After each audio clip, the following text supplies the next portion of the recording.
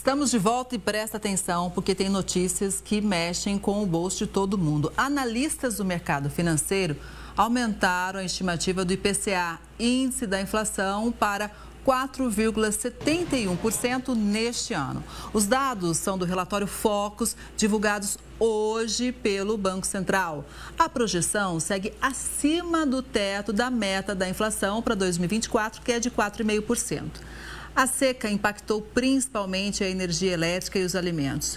E o aumento de gastos públicos é outro fator que tem pesado para a elevação das projeções da inflação. Para explicar um pouco desse cenário todo, também falar das expectativas, a gente faz conexão agora com o economista e professor da FGV, o Mauro Rochlin. Professor, boa tarde, seja sempre muito bem-vindo aqui ao Conexão Record News. Bom, a gente vê aí realmente, então, uma estimativa acima da meta. Mas o que a gente pode dizer em relação à nossa economia, depois, principalmente, do anúncio desse pacote de corte de gastos? Professor, boa tarde mais uma vez. Boa tarde, Kelly. Boa tarde, pessoal de casa. Como sempre, é um prazer estar aqui com vocês. Então, eu diria que a gente tem, de uma certa maneira, dados um tanto contraditórios, vamos dizer assim. Porque a gente tem uma piora nos indicadores de inflação, como você mesmo disse. As previsões mais recentes apontam um estouro da meta de inflação, uma pena. O dólar subindo, o dólar acima de R$6 é uma pressão adicional para uma inflação mais alta, porque o dólar mais caro torna os produtos importados mais caros, torna os produtos nacionais que usam insumos importados também mais caros. Então, isso tem um reflexo muito forte sobre todos os preços. Agora, por outro lado, você tem algumas notícias que não são ruins, muito pelo contrário. Você tem o PIB crescendo 3,5%, ou alguma coisa próxima a isso, esse ano.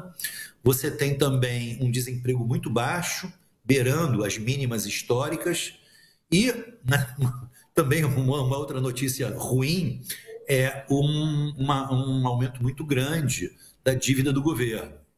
Então, de um lado você tem notícias positivas, de outro lado você tem notícias negativas que apontam também para um futuro mais desafiador, e é isso que a gente tem nesse momento para considerar. Professor, esse boletim Focus, né, ele traz dados, na verdade, de especialistas do setor. Normalmente, o mercado acerta ou erra? Que a gente pode, até para quem não entende muito, quem não acompanha muito o boletim Focus, para ter uma ideia melhor. Bom, na verdade, ele às vezes erra e muitas vezes acerta. Por exemplo, errou feio na previsão do PIB. As primeiras pesquisas de 2024, com relação ao PIB, apontavam um crescimento, se eu não me engano, de cerca de 1,5%, alguma coisa próxima a isso. A gente vai ver, no final do ano, um crescimento mais perto de 3,5%. Portanto, o erro aí é muito flagrante, muito forte. Mesmo com relação à inflação, o mercado apontava uma inflação para 2024, o relatório Focus apontava uma estimativa para 2024 de inflação abaixo de 4%. A gente está vendo que, já estamos em novembro, ela deve se situar já próxima a 5%. Portanto, a gente pode falar de alguns erros que não são pequenos, mas também pode falar de alguns acertos. Agora, é bom lembrar que as coisas mudam, os cenários se alteram, a realidade é muito dinâmica. Então, o que valia para 11 meses atrás pode não estar valendo hoje. Então, não dá para considerar que o mercado tem que acertar sempre na mosca, mas erros acontecem. Professor, e quando a gente fala em economia, a gente tem que lembrar o seguinte: não existe uma economia de um país isolado, né? A gente faz negócio com o mundo todo. E tem uma notícia muito interessante para a gente analisar. O presidente eleito dos Estados Unidos, Donald Trump, ameaçou impor tarifas de 100%, eu disse 100%, aos países do BRICS, se o bloco acabar com o domínio do dólar nas transações comerciais. Na declaração feita por uma rede social, Trump exige que esses países se comprometam a não criar uma moeda única do BRICS, nem apoiar qualquer outra moeda que substitua o poderoso dólar americano, ou eles sofrerão 100% de tarifas. Os países que compõem o bloco das economias emergentes, incluindo o Brasil, querem uma independência do dólar nas negociações comerciais. Na semana passada, Trump também ameaçou impor tarifas à China, Canadá e México, professor. Como que o senhor veja essa atitude do Trump? Ele taxaria mesmo? E acho importante a gente destacar sempre aqui que a China é o principal parceiro comercial do Brasil. Na sequência, já vem os Estados Unidos. Bom, em primeiro lugar, é importante a gente observar que o dólar tem essa presença na economia mundial pelo fato dos Estados Unidos ser a principal economia do mundo. A economia americana representa 25% do PIB mundial. Esse é um ponto. O segundo ponto relevante é de que o comércio exterior americano também é muito relevante.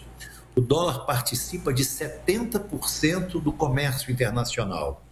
Portanto, a hegemonia do dólar não se dá por força de um poderio militar ou de um poderio político, e sim por conta de um poderio econômico. É isso que a gente tem que considerar por conta dessa hegemonia do dólar na economia internacional. Esse é um ponto. O segundo ponto é o seguinte: eu acho que esse discurso do Trump tem um tanto de retórica, porque se ele aumentar de fato 100% as tarifas de importação, ele, na verdade, vai estar dando um tiro no pé, porque a China hoje é um importante fornecedor da economia norte-americana, responsável em boa parte por uma taxa de inflação muito baixa nos Estados Unidos, pelo menos foi isso que a gente viu acontecer durante toda a década passada, e um eventual aumento de tarifas iria ter impacto muito relevante sobre a inflação americana. Portanto, eu acho que vai um tanto de retórica nesse discurso do Trump.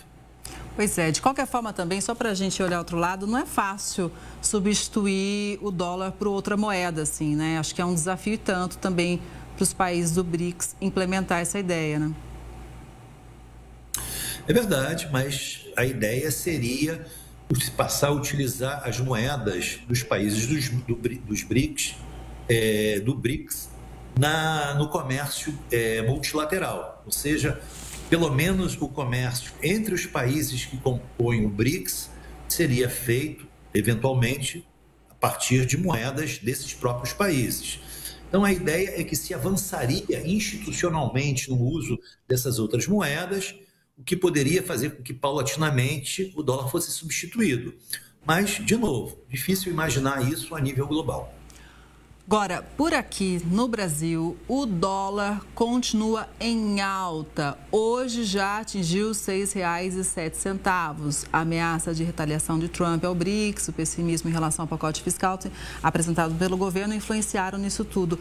Agora, uma pena que a gente não trouxe aqui uma bola de cristal, não é, professor? Porque é o seguinte, são tantos fatores. E o que eu mais ouço, inclusive no final de semana na rua, o pessoal, mas olha, quanto que está valendo o dólar? Hein? Quando é que vai baixar essa moeda americana? Quanto é que vai cair esse valor? Todo mundo quer saber, né? Pois é, então, como eu também não estou aqui com a minha bola de cristal, deixa eu te dizer o seguinte, Kelly. Veja que interessante. Na semana passada, a gente viu o dólar atingir valores superiores a R$ 6. Mas, no entanto, o relatório Focus dessa semana, que você acabou de citar, prevê um dólar de R$ 5,70 no final do ano. Ou seja, o próprio mercado financeiro que transacionou dólar acima de R$ 6 há 2, 3 dias atrás, prevê um dólar a R$ 5,70 no final do ano. Portanto, eu ouso dizer, mas isso não significa que as minhas previsões são mais acuradas, que o dólar está caro, que a gente pode ter boas chances de ver um dólar mais barato daqui para frente. Agora, é claro que tudo vai depender do cenário que vier a se formar, tudo vai depender ainda de como é que tudo, de tudo que se refere a mercado cambial vai se configurar. De qualquer maneira, eu acho que um dólar acima de R$ 6 torna o país muito barato. Barato para a Bolsa de Valores, por exemplo, muito favorável para que as exportações aconteçam. Portanto, difícil a gente imaginar, dentro de condições normais, um dólar acima de R$ 6.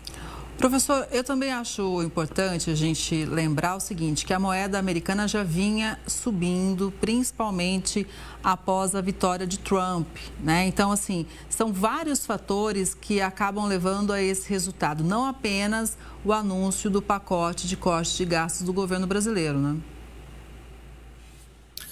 É verdade, mas, francamente, eu acho que o fator principal nesse momento, o que mais impacta o dólar, é a questão fiscal no Brasil. A gente tem uma questão muito delicada aí, é importante que o pessoal de casa esteja atento a isso.